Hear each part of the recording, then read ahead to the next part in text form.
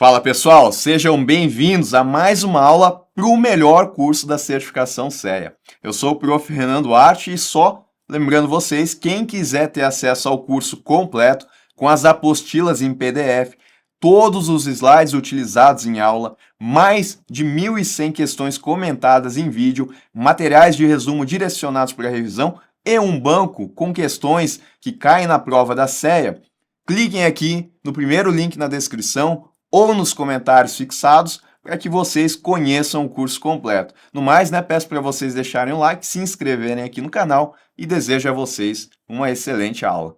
Olha só agora, pessoal, a gente vai estudar as debêntures. Uma debenture é um valor mobiliário emitido por uma empresa para captar recursos financeiros. Então, a empresa ela está precisando de dinheiro para daqui a pouco financiar suas atividades produtivas, daqui a pouco fazer investimentos com esse dinheiro.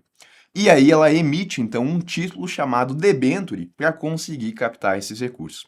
Ao comprar uma debênture, sob a ótica do investidor, esse vai estar emprestando dinheiro à emissora, a empresa que emitiu a debênture, em troca do compromisso dele receber o valor principal acrescido de juros. Bom, a empresa está precisando de dinheiro. Uma outra solução que ela também pode ter é o seguinte: está aqui a nossa empresa e ela está precisando de dinheiro, ela pode ir até uma instituição financeira e receber esse dinheiro aqui. Eu vou colocar que ela vai pegar 20 mil reais e ela vai ter que pagar isso ao longo de 5 anos. Renan, qual que vai ser a taxa de juros que ela vai ter que pagar por conta desses 20 mil reais que ela está pegando emprestado? Eu vou colocar aqui, tá? Que foi de 24% ao ano. É uma opção que ela tem. Ela está captando aqui da instituição financeira. E detalhe, a gente sabe que a instituição financeira, ela vai captar esse dinheiro, a instituição financeira, tá? Do outro lado aqui da operação. A instituição financeira vai captar isso de um investidor, de um agente superavitário, que vai colocar o seu dinheiro, né, por um determinado prazo, pode ser em um CDB, né, pode ser diferentes formas aqui que esse investidor vai colocar o dinheiro. E o investidor nosso, ele vai receber uma taxa de juros por estar colocando o seu dinheiro lá na instituição financeira. Vamos supor aqui que ele vai receber 10% ao ano. Então, de uma maneira simples, mas só para a gente entender, a instituição financeira aqui, ela está fazendo o que a gente chama de intermediação financeira, captando do agente superavitário e emprestando para o deficitário. O deficitário aqui é a nossa empresa que está precisando de dinheiro. E ela vai receber do deficitário 24% ao ano de juros e vai devolver ao agente superavitário 10%. A diferença disso a gente chama de spread bancário e é o que a instituição financeira ela cobra aqui por fazer a intermediação financeira.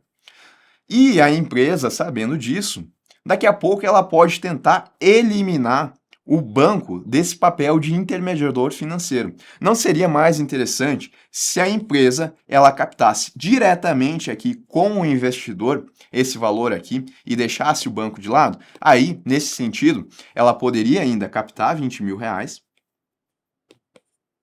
captar os 20 mil reais, colocar o prazo de 5 anos, e, ao invés de ter que pagar 24% ao ano, ela poderia pagar, por exemplo, 15% ao ano. Ficou mais atrativo para a empresa? Ficou, porque aqui ela pagaria 24% e agora ela está pagando 15%. Ficou mais atrativo para o investidor? Ficou. Aqui ele recebia 10%, agora ele vai receber 15%.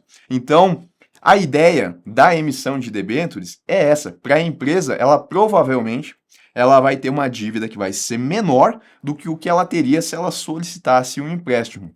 E para o lado do investidor, isso pode ser mais atrativo porque a gente vai ter uma rentabilidade que é maior do que ele encontraria em títulos tradicionais bancários. Mas é claro que se fosse sempre melhor a situação, todo mundo compraria debênture e não colocaria seu dinheiro em instituição financeira. Do lado da empresa, existe uma certa burocracia, porque é ela que vai estar emitindo esse título. Tá? É ela que vai garantir o pagamento desse título. Então, existe uma burocracia, não é algo simples de se fazer, e para o investidor que está colocando dinheiro aqui, o risco da operação também é maior. Antes aqui, quando ele colocou na instituição financeira esse valor, ele tem a garantia da instituição financeira, que já tem um porte maior, que lida diariamente com dinheiro. E dependendo do título que ele escolheu, ele ainda vai ter a garantia do FGC, coisa que aqui ele não vai ter. Então o risco dessa operação é maior, por conta disso a rentabilidade também tem que ser maior, tá certo? Bom, e a lógica daí é essa, depois dos 5 anos, o investidor ele vai receber de volta o valor inicial mais os juros do período. Ou então, né, se existir a possibilidade de resgate, ele consegue fazer o resgate antecipado. As empresas, eu coloco aqui, né, elas buscam empréstimos e financiamentos para impulsionar suas operações. Quando elas emitem debêntures, elas estão captando recursos diretamente. Eu vou colocar aqui entre aspas, porque a gente vai ver que mesmo nesse processo aqui a gente vai ter a participação de instituições financeiras, mas não fazendo a chamada intermediação financeira. Elas vão atuar como facilitadoras para que esse processo aconteça. Então, elas captam recursos diretamente com os investidores, eliminando a necessidade de recorrer a empréstimos bancários tradicionais ou outras fontes de financiamento. Quem é que pode emitir uma debênture? Vamos lá. A gente está falando de empresas. Sociedades por ação de capital aberto, sociedade por ações de capital aberto, ou também conhecidas como sociedades anônimas, que são aquelas sociedades que têm o seu capital social dividido em ações e, além disso, essas ações estão sendo negociadas com o público, né, em um mercado organizado, em ambiente de bolsa de valores. É isso que significa ser de capital aberto.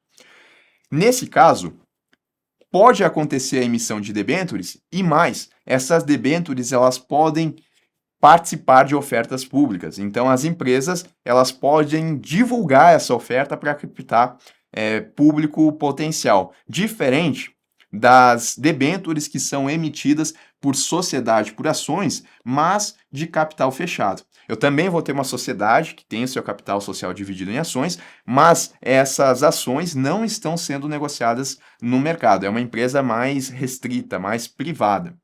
Por isso que recebe o nome de fechada. Aí, nesse sentido, essas empresas elas podem emitir debêntures. O detalhe é que essas debêntures elas não podem ser ofertadas ao público. Então, essa oferta que é possível com com as sociedades por ações de capital aberto não vai acontecer aqui com aquelas que têm o capital fechado. Agora, quem é que não pode emitir debêntures? As instituições financeiras. Então, se eu tenho um banco comercial, por exemplo, ele não vai poder fazer a emissão de uma debênture. Até porque ele pode fazer a emissão de CDB, ele pode fazer a emissão de LCI, LCA, ele tem outros títulos que ele pode emitir. Então, instituições financeiras não podem emitir debêntures. Quem é que pode? As empresas que sejam sociedades anônimas, de capital aberto ou de capital fechado. A diferença é em relação à oferta pública, que só é permitida para aquelas que têm o capital aberto. Qual que é a diferença, Renan, entre uma debênture e uma ação? Porque a ação, ela também é uma forma de captar recursos para a empresa, de forma direta, né? Eliminando aqui a instituição financeira. A diferença é que, ao comprar uma ação, o investidor ele vai se tornar sócio da empresa. A ação é uma fração do capital social e quando o investidor ele compra essa ação, ele se torna proprietário de uma parcela do capital social da empresa. Então, ele está compartilhando ali da atividade, do risco da empresa. Não existe um título de dívida em ação, diferente aqui da debênture. O investidor ele está interessado apenas na remuneração da debênture. Ele não vai participar da gestão da empresa. Então, é um título de dívida e ele é o credor dessa emissão que aconteceu pela empresa. Perfeito. Agora a gente vai estudar algumas características aqui das debêntures, começando pela escritura. O principal documento legal em uma emissão de debêntures é a escritura de emissão, em que constam todas as informações relativas a esse título de dívida. Então, é o documento onde a gente vai ter tudo que é referente à nossa debênture. A gente já vai ver quais informações estão presentes ali. O que a gente tem que entender aqui é que a escritura ela é um contrato assinado pelo devedor, ou seja, pela empresa, e também pelos investidores, que são aqueles interessados em comprar a debênture, os titulares das debêntures. Ao assinar o contrato, a empresa ela promete pagar a dívida e cumprir as obrigações que estão estabelecidas nesse contrato aqui. Do lado dos investidores, também chamados de debenturistas, um agente fiduciário assina a escritura de emissão e passa a representar os interesses coletivos dos detentores desses títulos, né? Porque, como a gente está falando, a empresa ela não vai emitir uma debênture só, tá? Ela vai emitir uma série de debêntures. Então, a gente vai ter vários debenturistas. E para facilitar esse processo de representação dos interesses dos debenturistas, eu tenho uma figura aqui, que é o agente fiduciário, que ele vai ser responsável por assinar no nome desses debenturistas. Ele passa a ser como se fosse um representante, como se fosse um procurador dos investidores. É ele que vai olhar pelo interesse dos titulares.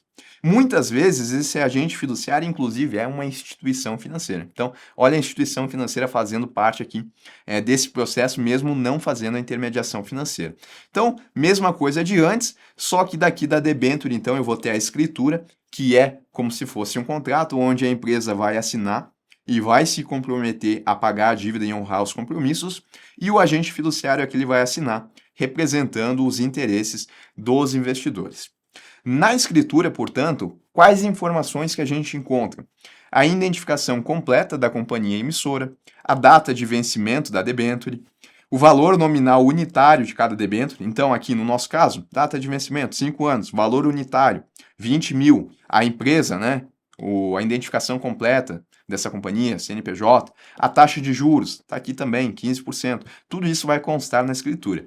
Além disso, a periodicidade de pagamento dos juros, como é que vai ser a data e a condição de pagamento do valor principal, o uso pretendido dos recursos, o que a empresa vai fazer com esses 20 mil reais. Vai comprar máquina, vai comprar equipamento? As obrigações da companhia emissora, o que estiver estabelecido então lá na escritura.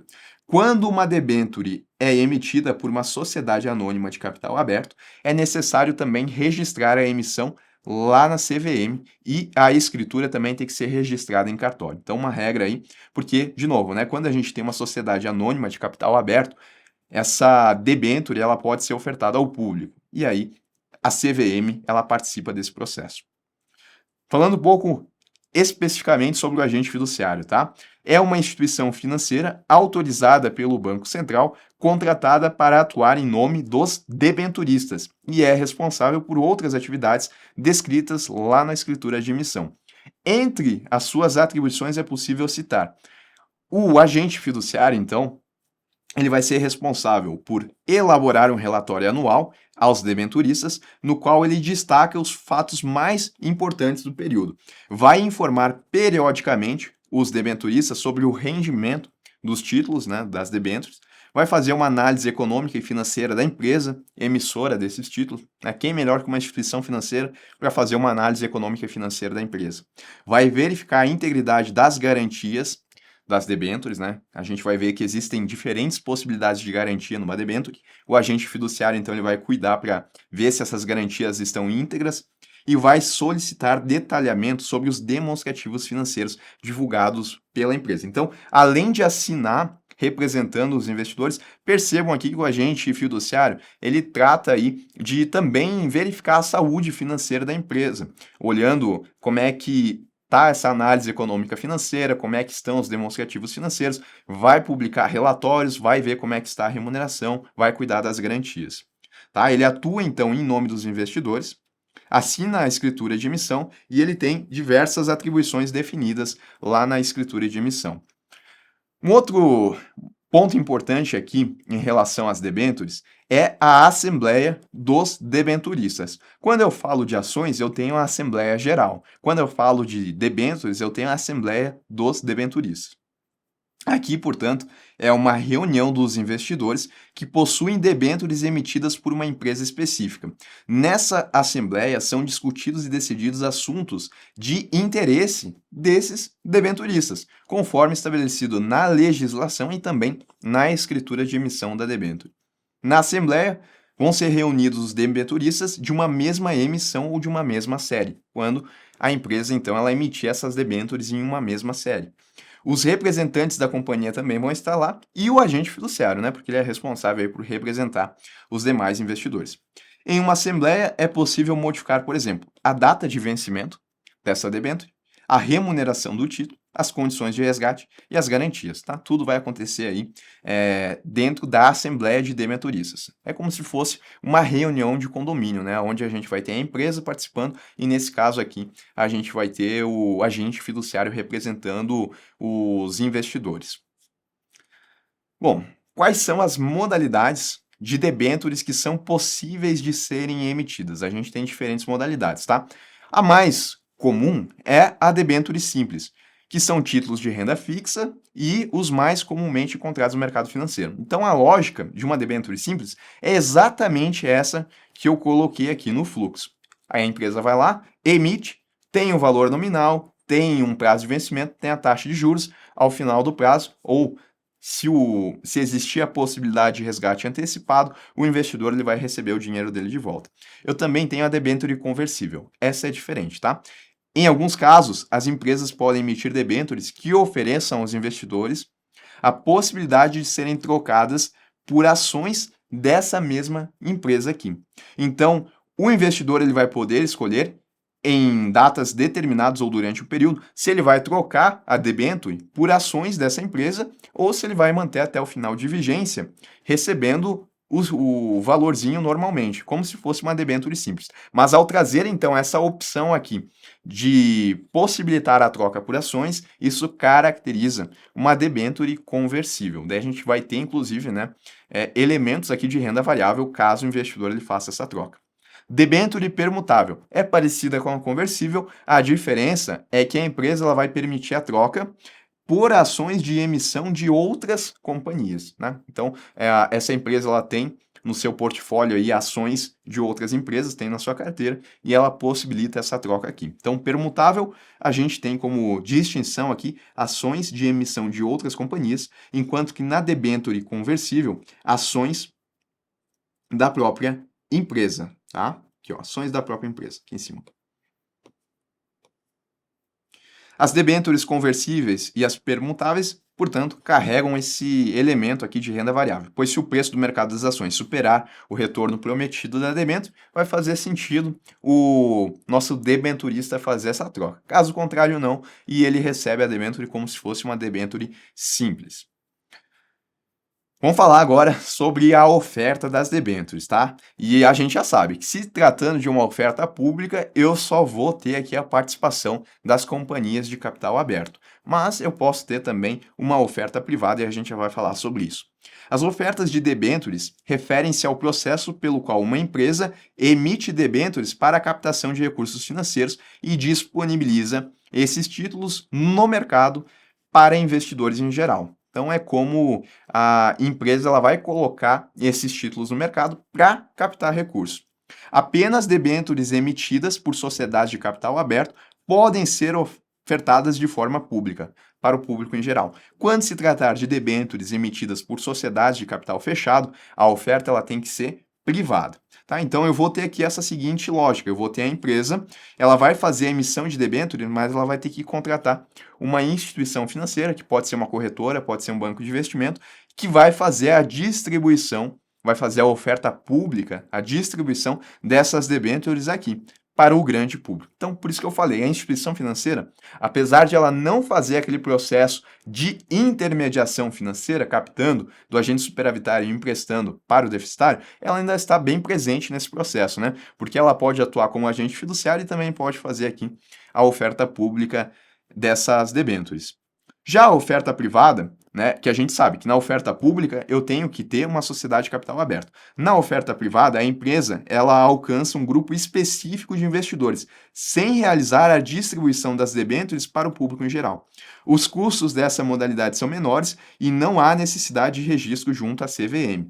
Os títulos dessa modalidade não podem ser negociados no mercado secundário, tá? Uma vez que comprou, o investidor ele vai ter que esperar o prazo de vencimento para conseguir receber o dinheiro dele de volta. E a grande característica aqui é que a gente não tem uma oferta pública, tá? Não vai acontecer essa distribuição ao público em geral. Bom, e na oferta pública é o contrário, tá? Eu tenho o prospecto de distribuição, que ele é necessário, tá? Para a produção e divulgação para que os potenciais investidores tenham conhecimento das características dessa debênture, dessa empresa também. E ele é um documento informativo que contém as características relevantes à oferta, bem como informações detalhadas sobre a companhia. O uso pretendido dos recursos, né? Como é que a empresa vai utilizar? Isso, inclusive, a gente viu que tem que estar na escritura, né? Depois que efetivamente acontecer a emissão das debêntures. Os custos da emissão, os fatores de riscos envolvidos nos títulos aqui. Olha só, e quando tiver uma oferta restrita? Esse é um tipo de oferta um pouquinho diferente. É um tipo de oferta que ela é pública, primeiro ponto, tá? Eu falei de oferta restrita, ela não é uma oferta privada, então tem diferença. Na oferta restrita, ela tem algumas características e uma dessas características, a gente pode colocar assim, é que ela dispensa esse prospecto de distribuição, que é aquele documento informativo que vai ter que ser disponibilizado com as informações e tudo mais. Primeiro ponto, então, a oferta restrita, ela dispensa a elaboração do prospecto de distribuição. Mas ela recebe o nome de restrita porque ela vai ser restrita a um público. Vamos lá. Os esforços de distribuição devem ser restritos a um grupo de, no máximo, 75 potenciais investidores. A colocação dos papéis deve ocorrer para, no máximo, 50 investidores. Então, faz o esforço de distribuição para 75 potenciais investidores e efetivamente, no máximo 50 investidores vão comprar esses títulos. E o grande ponto, tá? Essa oferta ela deve ser destinada exclusivamente a investidores profissionais. Quem são investidores profissionais? Geralmente são instituições financeiras, fundos de investimento. Pessoas físicas, Renan, também, tá? Pessoas físicas ou PJs, mas que tenham pelo menos 10 milhões de reais aplicados no mercado financeiro e que também atestem a sua condição de investidores profissionais. Então, na oferta restrita, é uma oferta pública, mas ela é restrita principalmente, né, a investidores profissionais, mas também tem que cuidar dessas duas características: distribuição a um grupo de 75 potenciais investidores e a colocação efetivamente para, no máximo, 50 investidores. A gente viu, né, que lá na escritura podem existir certas condições referentes à debênture. Quais são essas condições? Bom, eu posso ter algumas cláusulas. Quais são essas? Resgate antecipado, que acontece quando o investidor ele consegue resgatar o seu dinheiro antes do prazo de investimento. Então, se existir essa possibilidade, é uma cláusula que tem que estar presente lá na escritura. Vencimento antecipado acontece em algumas situações específicas, como quando houver a ocorrência de um evento de inadimplemento conforme previsto na escritura de emissão. Daí eu não estou falando do investidor dele resgatar esse dinheiro dele antes do prazo de vencimento. Não, eu estou pegando o prazo de vencimento, que é de 5 anos, e estou antecipando ele para um determinado momento. Isso vai acontecer se, por exemplo, acontecer inadimplemento da empresa, ou ainda houver a convocação dos debenturistas para a Assembleia Geral de Debenturistas. Tá? A gente viu que a possibilidade de troca de vencimento é definida na Assembleia dos Debenturistas. Houver a deliberação a favor do vencimento antecipado, cujo código de deliberação tem que ser previsto lá na escritura. Convernantes, o que são? São compromissos assumidos na emissão de debêntures, como quando a empresa ela se compromete a não ultrapassar determinado endividamento. Caso haja algum descumprimento de convenant, que a gente chama de quebra de convenant, o credor investidor pode ter a possibilidade de executar a dívida antecipadamente. Então, uma convenant, ela é uma cláusula. A empresa, por exemplo, ela se compromete a não aumentar o seu endividamento. É uma cláusula que vai estar presente lá na escritura. Ela se comprometeu a isso. É uma convenant. Se ela quebrar a convenant e ela aumentar o endividamento dela, os debenturistas, os titulares aqui, eles vão poder então executar essa dívida de maneira antecipada porque aconteceu uma quebra no contrato, uma quebra de cláusula. Repactuação repactuação de uma renegociação. O devedor, que é a empresa, pede aos seus credores, que são os investidores, novas condições para o pagamento do débito, como, por exemplo, adequar e harmonizar as características das debêntures às condições atuais de mercado, tá? Então, eventualmente, daqui a pouco mudar a remuneração, estender o prazo de vencimento, é uma repactuação de uma renegociação. Falei também que as debêntures, elas podem ser emitidas com garantia. Inclusive, o agente fiduciário ele vai ser responsável pelo quê? por verificar a integridade dessas garantias. E, falando de uma debênture, a gente pode ter diferentes formas de garantia.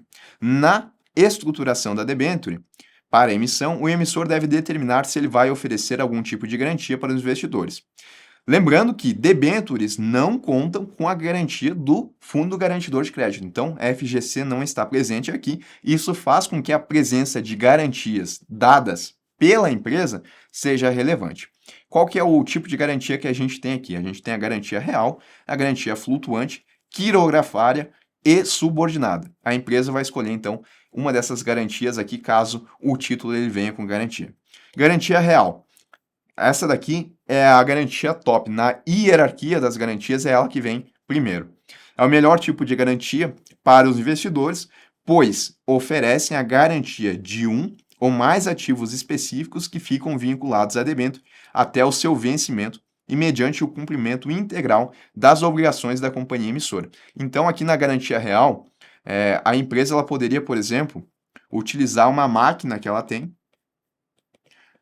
como forma de garantia real. E aí essa máquina aqui, ela vai ficar atrelada a essa emissão de debêntures, ela vai ficar vinculada. Então, a emissora oferece bens seus ou até mesmo de terceiros como garantia de pagamento, como uma máquina. Durante a vigência da debênture, a empresa não pode negociar, alienar ou onerar os bens vinculados à debênture. Então, essa máquina ela não vai poder fazer praticamente nada com ela, ela vai ficar lá para garantir essa operação. Se a empresa não fazer o pagamento da debênture, os investidores então vão poder executar a garantia aqui, vão poder fazer o leilão dessa máquina, vão poder vender. E assim então eles vão conseguir reaver os valores que eles tiveram na emissão de debêntures. Por essas características, ela é chamada de uma garantia forte. Eu tenho a garantia flutuante, que ela, na hierarquia das garantias, ela é inferior à garantia real. Isso porque, apesar de trazer para o título a garantia da totalidade dos ativos da empresa emissora, então tem sim a garantia dos bens, aqui eles não ficam vinculados a um ou mais ativos especificamente, o que permite que a empresa os negocie. Aqui a gente tem um ativo vinculado especificamente e durante a vigência da debênture não é possível negociar, alienar ou onerar. Aqui não existe isso, tá? A empresa ela pode negociar. Então, por conta disso, na hierarquia está um pouco mais abaixo, razão pela qual é chamada de garantia fraca. E isso apenas vai assegurar aos debenturistas um privilégio geral sobre os ativos do emissor em caso de falência. Outro tipo, tá? Quirografária. Nesse caso, na verdade, é quando as debêntures elas não apresentam nenhum tipo de garantia. Esses papéis eles podem ser então chamados de quirografários, que não conferem aos debenturistas nenhum privilégio em relação aos ativos da companhia emissora. Em caso de falência da empresa, os debenturistas estarão em iguais condições que outros credores que também sejam quirografários, que eles não têm essa garantia. Assim, apenas receberão o valor devido após o pagamento dos credores com privilégios, o que inclui os debenturistas que tenham a garantia do tipo real, depois aqueles que têm a garantia flutuante, e aí a gente chega nos quirografários. Devido às suas características, a legislação limita a emissão de debêntures quirografárias ao capital social integralizado da companhia. Então, se o capital social da empresa é de 1 milhão integralizado, ela só vai poder emitir debêntures no montante de 1 milhão, porque é uma debênture, né, que é mais arriscada. E tem uma que está mais abaixo ainda na hierarquia das garantias, que é aquela que tem a chamada garantia subordinada. Nessa daqui, então, a gente tem o seguinte: em caso de falência da empresa, primeiro serão atendidos os demais debenturistas, real, flutuante e quirografário, para que só então os subordinados eles recebam seu dinheiro de volta.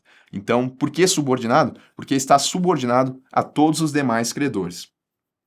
Pode-se dizer, então, que os debenturistas subordinados só têm preferência apenas sobre os acionistas da empresa, porque os acionistas são proprietários da empresa, eles só vão receber eventualmente alguma sobra depois que pagar todos os credores, e isso daí incluindo aqueles que têm a garantia subordinada. Então, um resuminho aqui, só para a gente lembrar. Garantias das debêntures, real, flutuante, quirografária e subordinada. A real é a garantia forte, porque os bens, eles ficam vinculados, não podem ser onerados, não podem ser negociados. Flutuante é uma garantia fraca, porque tem um privilégio geral, né? Tem os bens, mas eles não ficam vinculados. Quirografária, a gente não tem concessão de prioridades no recebimento em relação a outros credores, e na subordinada só há preferência sobre os acionistas da empresa. Agora, indo um pouco para o lado do investidor, ou seja, aquela pessoa que vai colocar o seu dinheiro na debênture. O que ele pode esperar aqui de remuneração? Vamos lá. Independentemente da modalidade da modalidade do título, a remuneração das debêntures ela pode ser pré-fixada, pós-fixada ou a chamada híbrida, onde eu tenho o índice de preço mais uma taxa pré-fixada. Então, pré-fixada pode me pagar 10% ao ano. Pós-fixada é comum que seja atrelada à taxa DI. Como a debênture ela tem esse risco maior, é de se esperar que ela tenha uma rentabilidade maior, né? Então poderia ser aqui 120%, 130% do DI. E índice de preços mais uma taxa pré-fixada, eu poderia ter, por exemplo, a correção pelo IPCA mais 8% ao ano. Quais são os riscos? Aqui é importante, tá? O maior risco, obviamente, é o risco de crédito, que é aquele que a gente já falou, né? Que é quando a empresa ela não vai fazer o pagamento do principal ou então dos juros. E como a gente tem que depender aqui da capacidade financeira da empresa, quanto mais arriscada é a empresa, maior é o risco de crédito. E aí, quanto maior o risco, maior é a remuneração exigida pelos investidores. Se a gente ter a garantia forte, aí diminui um pouco esse risco, né? Porque em último caso dá para executar esses bens que estão vinculados e reaver os valores. Risco de mercado. Embora muitas debêntures elas sejam emitidas com remuneração pós-fixada, esse risco ele se faz presente naquelas que tenham remuneração pré-fixada ou então híbrida, onde a gente tem o componente pré-fixado. E o que vai acontecer aqui?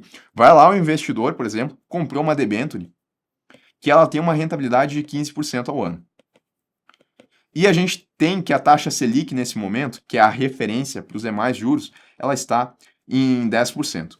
Passado um determinado tempo, passou aqui 6 meses, agora a gente tem que a Selic está 15%. O que vai acontecer aqui? É esperado que uma debênture dessa empresa, considerando esse cenário atual, vai estar pagando uma taxa de 20% ao ano. Se aqui, passados 6 meses, o nosso investidor ele quiser vender a sua debênture que está pagando 15%, provavelmente ele vai ter uma perda financeira. Ou talvez ele não ganhe tudo que ele ganharia se ele mantivesse essa debênture até o final do prazo. Isso porque ele vai tentar negociar no mercado uma debênture que está pagando 15%, quando agora as debêntures estão pagando 20%. A única forma dele conseguir vender isso é se ele ter um deságio. Esse processo aqui de fazer o cálculo com a nova taxa de juros do mercado é o que a gente chama de marcação a mercado. E isso pode resultar em perdas financeiras. Claro que se fosse o contrário, se a gente tivesse uma taxa de juros mais baixa, aí o investidor ele poderia inclusive ganhar dinheiro com essa operação. Mas o risco de mercado ele vem, né, quando o investidor ele está sujeito a perdas financeiras. E para ele ter perda financeira, só se a taxa de juros ela estiver maior quando ele for tentar fazer a venda desse título no mercado secundário. Risco de liquidez também está presente, uma vez que as negociações no mercado secundário de debêntures são menos comuns em comparação com a de outros investimentos. E isso pode criar desafios para o investidor que busca resgatar os seus valores de maneira antecipada, tá? Então, o mercado de debêntures, ele não é assim muito forte aqui no nosso país, e se ele for tentar vender lá no mercado secundário, ele pode ter algumas dificuldades. Ainda mais, né, se a taxa de juros estiver diferente do que ele tinha quando ele contratou. Diferente no sentido de estar mais alta do que quando ele contratou, se for um título pré-fixado. Para ajudar os investidores, tá? É muito comum que as emissões de debêntures apresentem ao investidor a opinião de crédito emitida por uma agência de classificação de risco, como a Moody's Investors Service, a Standard & Poor's e a Fitch Ratings, tá? Essas agências classificadoras de risco, essas agências de rating, elas vão dizer, então, vão classificar, na verdade, a empresa em qual que é a credibilidade que ela tem. Não credibilidade, mas qual que é o nível de confiança no pagamento de suas dívidas. Em outras palavras, elas vão analisar o risco de crédito para as empresas. E aquelas que tiverem uma melhor nota são aquelas que têm maior capacidade, então, de pagar os seus investidores. Aí, nesse sentido, isso ajuda, né? Porque o investidor vai estar contando com uma análise de uma agência que é especializada em fazer esse tipo de análise e ele vai saber qual empresa é mais ou menos arriscada. Aquelas que forem mais arriscadas, ele vai ter que exigir uma remuneração que é maior. Tributação. Será que o investidor ele paga tributo? Ele paga, tá? Tem a presença do imposto de renda e também do IOF. O IOF ele vai se fazer presente quando o investidor ele vender o título, principalmente no mercado secundário, tá? Então, o IR segue a tabela regressiva, o IOF também, levando em consideração que a partir do 30º dia a gente já não tem mais a cobrança do IOF, mas o imposto de renda acima de 720 dias a gente sempre vai contar aqui com 15% de imposto. Isso, tá? Calma. Isso em relação às debêntures normais, porque a gente já vai ver daqui a pouquinho um tipo de debênture onde a gente não tem imposto de renda. O fato gerador do tributo é a existência de renda auferida com a aplicação financeira, tá? Então, o investidor ele obteve juros, essa vai ser a base de cálculo, esse vai ser o fato gerador. Teve lucro, fato gerador. A base de cálculo vai ser a diferença entre o valor de venda ou o resgate do título e o valor original do investimento. Tá? Então, naquele exemplo que eu coloquei, vamos supor que ele contratou a 20 mil e ele fez o resgate antecipado lá e recebeu o valor de 21 mil reais. Fato gerador, ganho de capital. Ele teve o ganho, né? R$ 1.000. A base de cálculo vai ser essa diferença entre o que ele resgatou e o preço de compra. Então, a base de cálculo vai ser R$ 1.000.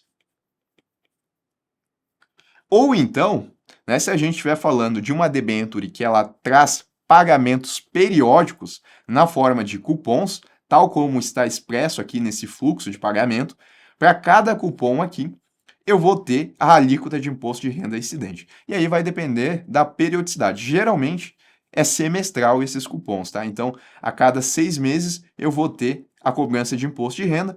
Nos primeiros 6 meses eu vou ter uma alíquota de 20%.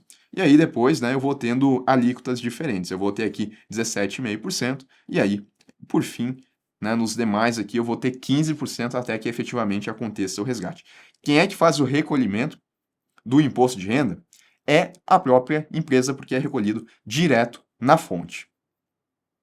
Bom, como eu falei, eu tenho uma modalidade de debênture que ela é diferente daquelas que a gente viu, né? A gente viu debênture simples, a gente viu conversível e as permutáveis. Não é que ela seja diferente no sentido de que a gente tem troca por ações ou algo do tipo. Ela é diferente porque esse tipo de debênture aqui tem o objetivo de fomentar o investimento em infraestrutura e em setores prioritários para o desenvolvimento do país. E por conta disso, o governo, como é do interesse dele conseguir recursos nesses setores prioritários, ele vai colocar um benefício fiscal para essas debêntures, aonde ela não vai ter a cobrança de imposto de renda para a pessoa física, desde que obedecido alguns requisitos. A gente já vai ver, tá? Então, quem é que estão autorizados a emitir debêntures que sejam do tipo incentivadas? São as empresas. Mas quais empresas? As concessionárias, permissionárias, autorizatárias, arrendatárias e as sociedades de propósito específico, tá? Lembrando, instituição financeira em hipótese nenhuma. Setores prioritários, quais são esses? Logística e transporte, mobilidade urbana, telecomunicações, radiodifusão, saneamento básico e irrigação. Esses aqui, então, são setores prioritários aonde o governo ele quer, então, um estímulo maior de arrecadação de recursos, obviamente, para que as empresas aumentem a produtividade nesses setores.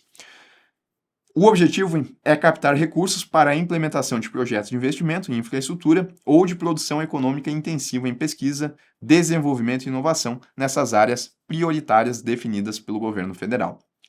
Qual que é o grande ponto? É a isenção, tá? O principal diferencial dessas debêntures é o benefício tributário para investidores sobre os rendimentos ganhos. Então, pessoas físicas e investidores não residentes que são aqueles investidores que colocam o seu dinheiro nas debêntures, mas que não têm domicílio aqui no nosso país. São de outros países e que estão investindo aqui no Brasil.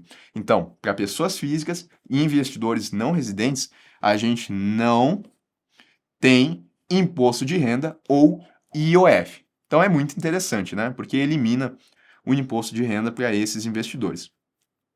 Para pessoas jurídicas, a alíquota ela existe de imposto de renda, mas ela é fixa em 15%. Aí não segue a tabela regressiva tal como a gente viu. O detalhe é que para que esse benefício tributário ele seja concedido, as debêntures elas devem observar algumas regras. Quais são essas regras?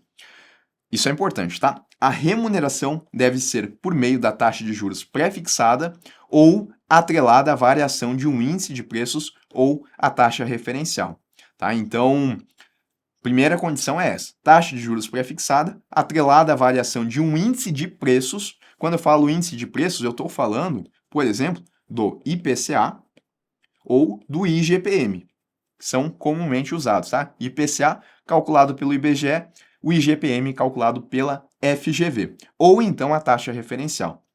Outro detalhe aqui: não é permitida a remuneração por taxa de juros pós-fixada. Eu não posso ter, por exemplo, taxa DI aqui, tá? Outro detalhe: os pagamentos periódicos de juros, os cupons, devem acontecer com intervalos de no mínimo 180 dias. É aquilo que eu falei, né? É comum, então, que a gente tenha essa periodicidade dos cupons a cada 6 meses. Se tratando de uma debênture incentivada, vai ter que ser 6 meses, caso o título ele traga pagamento de cupons. Então, a cada cupom, pelo menos 180 dias de intervalo.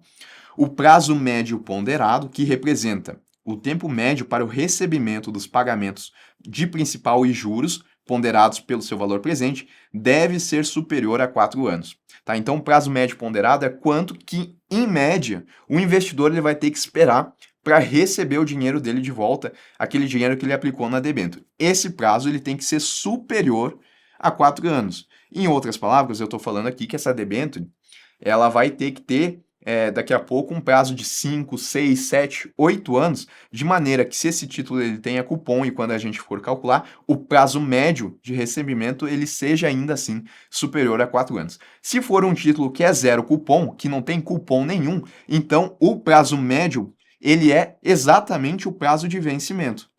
E aí, nesse caso, se não tiver cupom nenhum, eu posso ter um prazo aqui de uma debênture incentivada de 5 anos, né, de 4 anos e alguma coisa, que não vai ter problema. Agora, se tem cupons, aí eu tenho que ter um prazo maior.